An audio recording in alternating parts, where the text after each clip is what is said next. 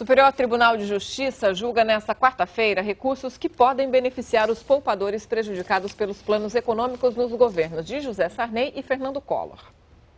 A decisão do STJ vai definir o futuro de todas as ações que buscam a correção no rendimento das cadernetas de poupança na época. O índice usado pelos bancos foi menor do que o deveria ter sido utilizado, prejudicando os poupadores. Essa perda monetária recebe o nome de expurgo. Outros planos econômicos reduziram os rendimentos de quem guardava dinheiro nos bancos. 2 no governo de José Sarney, planos Bresser e Verão, e 2 o de Fernando Collor, planos Collor 1 e Collor 2.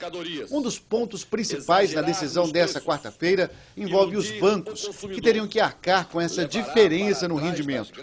O entendimento inicial do STJ é que eles teriam plena capacidade de pagar o valor das ações judiciais, fazendo com que o sistema financeiro não corra risco.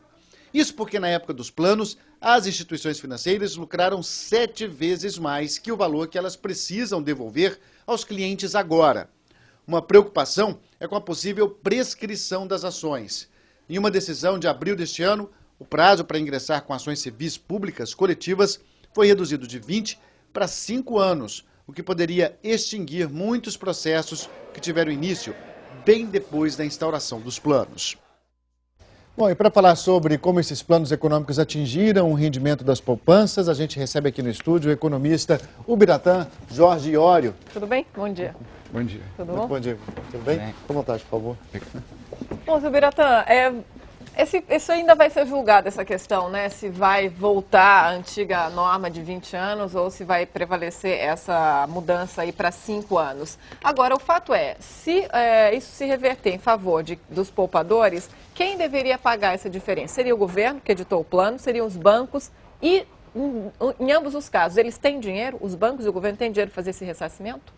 Tanto uns como outros têm esse dinheiro e eu acredito que seja uma obrigação moral o Estado devolver esse dinheiro aos poupadores. Por quê? Porque foi o Estado quem fez aqueles 5, nós chamávamos na época de pacotes, né, com congelamento de preços, com todas as mágicas que se assemelhavam até àqueles filmes do Spielberg, tablitas de indexações, que culminaram em 1990 com aquele sequestro perpetrado no primeiro plano Collor. Eu acredito que a maior perda dos consumidores, além, evidentemente, das perdas financeiras, foi uma perda de confiança.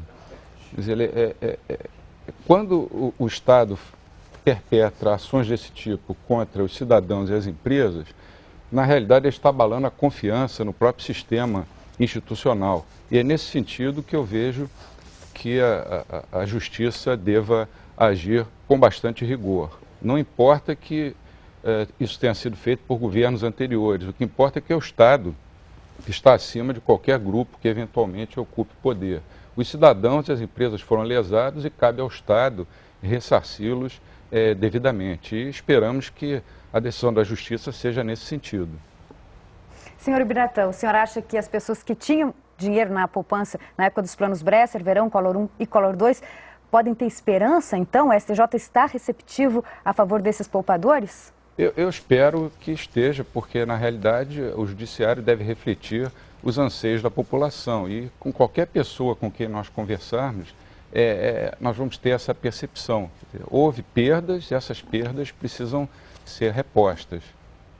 Há instituições financeiras que alegam que também estavam submetidas a essas regras que foram determinadas pelos planos econômicos, mas na visão de alguns analistas elas chegaram a lucrar até 7 vezes mais, mesmo assim. Quer dizer, o grande prejudicado foi o cliente, foi o consumidor. O senhor acredita nesse número, assim, também dessa supervalorização nos lucros? Eu não tenho condições de avaliar se foi de 7, ou de 8, ou de 5. Na realidade, as instituições financeiras inicialmente foram prejudicadas, mas depois conseguiram uma recuperação bem acima daquela que seria considerada normal. Então é justo também que elas sejam chamadas a contribuir para o ressarcimento dos cidadãos e das empresas privadas. O senhor tem ideia de quanto seria esse montante a ser ressarcido e que impacto isso teria na economia do Brasil?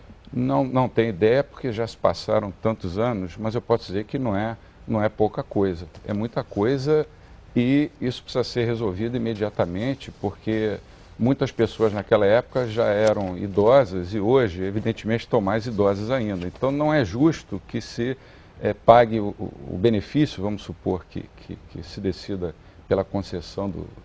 Não é nem benefício, né? Que a justiça seja feita, que ela seja feita com os descendentes dessas pessoas. Senhor Ubiratã, e o que os bancos podem argumentar, contra-argumentar, né, para tentar reverter a situação em favor deles? O que eles sempre argumentam, né? Que os planos foram feitos pelos governos da época, que eles não tiveram culpa e que eles atuaram dentro das regras.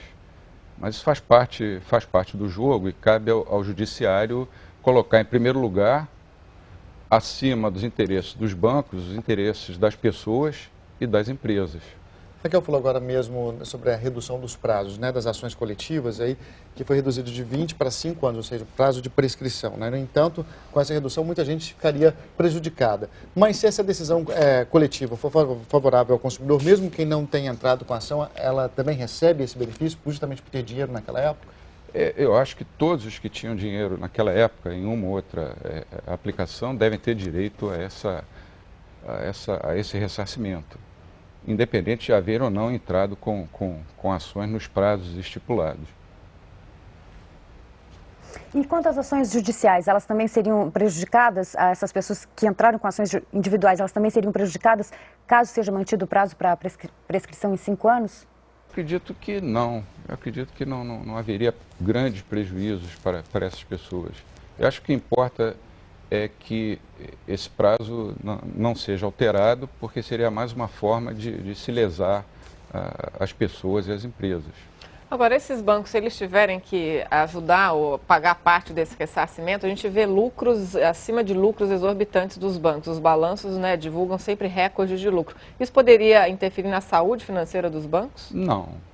Acho que porque é um montante alguma, grande, né, o senhor falou? É muita coisa. Os bancos vêm sendo beneficiados pela política econômica do governo anterior, porque, como todos nós sabemos, o financiamento do déficit do governo, aliado à necessidade de combater a inflação, tem obrigado o Banco Central a aumentar os juros mais do que seria necessário, caso o governo tivesse responsabilidade fiscal. Como isso não acontece, as taxas de juros normalmente são as maiores do mundo, né? Porque eventualmente pode ser a segunda, a terceira do mundo. Isso tende a aumentar bastante os lucros dos bancos. Ubiratã Jorge, economista, muito obrigado pela sua participação aqui na edição das 10. Obrigado a você. Obrigado, bom dia para você.